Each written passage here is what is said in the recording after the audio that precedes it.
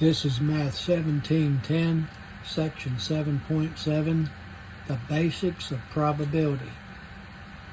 The probability of an event, which we will call E, says that in a sample space with equally likely outcomes, the probability of that event E, which is written P of E, is the ratio of the number of outcomes in the sample space, or the number of events, over the number that's in the sample space, or the total number of outcomes. Examples of sample spaces would be like when you're flipping a coin, the sample space is heads or tails, where heads and tails are the outcomes. The sample space of rolling a die, which is a number cube, is 1, 2, 3, 4, 5, 6, where the numbers 1 through 6 are outcomes. Examples of events when rolling a die. Let's say you're trying to roll an even number, which would be 2, 4, or 6. The probability of an even number is 3 out of a total of 6, which reduces to 1/2. Likewise, rolling an odd number, 1, 3, and 5, is also 3 out of 6, which is 1/2. Now, rolling a number less than 7, possibilities or the possible outcomes are 1, 2, 3, 4, 5, 6. So the probability of rolling a number less than 7 is 6 out of 6. We call that a certain event. But the probability of rolling a 7, since there's no 7 on the number cube, is called an impossible event. So the probability of any event is between 0 and 1, and that could include 0 and it could include 1. We also talk about the complement of an event. That's the set of all events that do not belong to the event. For example, the complement of heads when flipping a coin is tails. So the event joined with the complement of the event, which is E prime, is always equal to the total sample space. And if you take the probability of E plus the probability of the complement of E, it always turns out to be 1. If you solve for this, you get probability of E equals 1 minus the probability of the complement of E, or if you take the probability of the complement, it'll be 1 minus the probability of the event. So all three of these are related. In probability, we often talk also about the odds of an event. So if M represents the number of outcomes in event E, and N represents the number of events in E prime, then the following are true. The probability of E is M over M plus N. The probability of the complement of E is N over N plus N.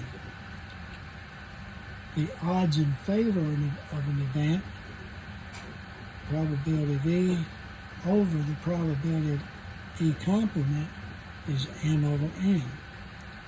The probability against an event, the odds against an event, is the probability of the complement over the probability of the event, which is N over N.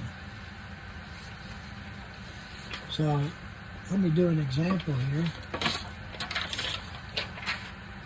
There are 6 blue shirts in a closet, so blue is 6, and not blue is 4.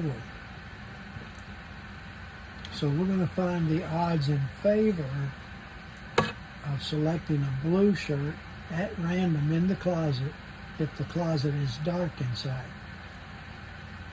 So The odds in favor, there are 6, so that's the probability of the event is 6 outcomes compared to 4 that are not. So that's the same as 3 over 2, or 3 to 2. The answer can be expressed either way. Sometimes we deal with what we call compound events, where you could get either E or say another event called F. So for any event E and F, the following are true. The probability of E or F is equal to the probability of E union F.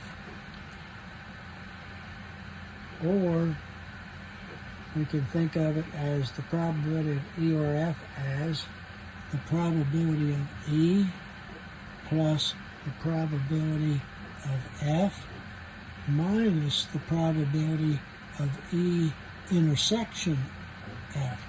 So this symbol means intersection. So we subtract the intersection because some events that are part of E could also be a part of F, or vice versa. So we subtract the ones that are in both events. So here's an example where a card is drawn from a standard deck of 52 cards. So for part A, find the probability of drawing an ace or a spade. Okay, there are 4 aces out of 52 cards. The number of spades is 13 out of 52 cards. The probability of being an ace and a spade is 1 out of 52. So all we do is take 4 over 52 plus 13 over 52 and subtract 1 over 52. This is for ace, this is for a spade, and this is for both. And that turned out to be 16 over 52, which reduces to 4 over 13. The second example says find the probability of drawing a king. So a king would be 4 out of 52 possibilities. A 3 would be also 4 out of 52. To get a king and a 3 is not possible, so that'd be 0. So we got 4 over 52 plus another 4 over 52 minus 0 over 52 gives you 8 over 52, which reduces to 2 over 13.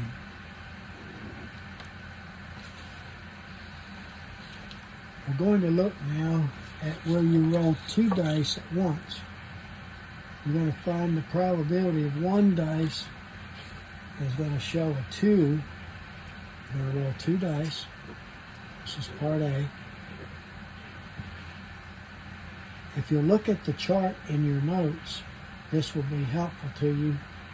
So you're going to roll a 2 and a sum of 6 or 7. The probability of getting a 2, if you look on the chart, is 6 out of 36. The probability of getting a 6 or a 7 as a sum is 11 over 36.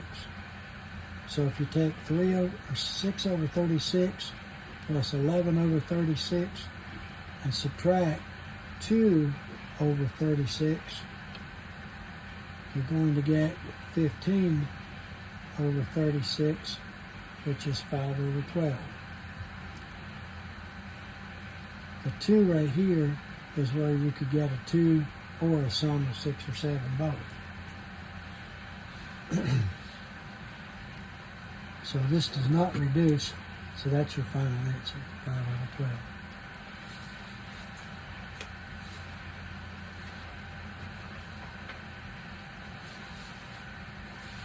The next example says find the probability but the sum of the dice is at most 4. So the sum could be a 2, a 3, or a 4. So it could be a 2, a 3, or a 4 for the sum. So the probability of 2 plus the probability of 3 plus the probability of 4. So that's 1 over 36 plus 2 over 36 plus 3 over 36. You could have one sum that's a 2, 2 sums that are a 3, and 3 sums that are a 4. Again, look on the chart. That comes out to be 6 over 36, which is 1 over 6. The last thing in these notes has to do with binomial probability, which basically has to do with success and failure, where P is success and Q is failure, which is 1 minus P. So the probability of R successes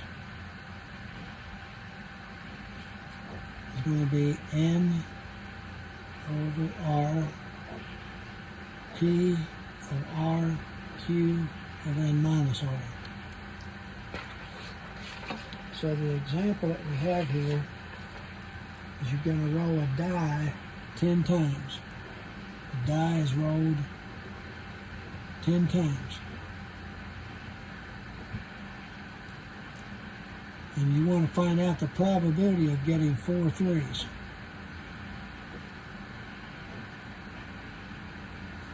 So the probability of getting a 3 is 1 out of 6.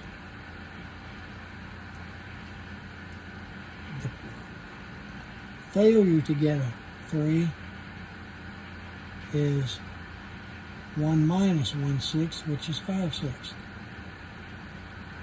So the formula P, N over R, P, R, P to the R, Q to the N minus R. So we get P equals 10, where N is 10, and R is 4, which is 4 threes. 10 over 4, in parentheses, 1/6 to the 4th power, and 5/6 to the 10 minus 4 power. So this right here comes out to be 210,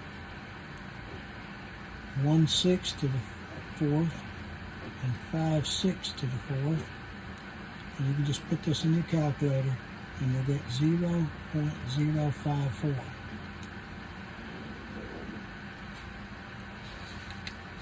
All right, that concludes this section.